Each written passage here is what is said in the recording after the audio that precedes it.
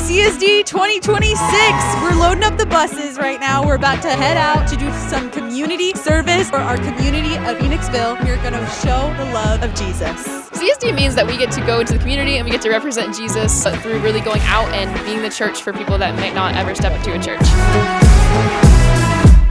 We get to serve the community by just giving our hands and our feet, doing the hard work of laying out the mulch and cleaning up weeds in this park to serve the community. That way when the people come here, they have a nice clean park to play in and have fun. Going out into our community, serving others, loving others, doing our best to share the love of Jesus through our work, sharing the gospel. This is the perfect opportunity for that. To share the love of Jesus to the community means that we're able just to serve people in whatever way they need, whether that's anything heavy or picking up leaves, mulching, without expecting anything in return, just to do it out of the joy of our hearts. Be able to do this today and share the love of Jesus, it's such a great opportunity to be able to just get out here and have a day dedicated to just being able to serve others. Giving time of our day to come and just serve the people here, making it nice for the people around our area and just doing it with willing hearts and just spreading his love while serving.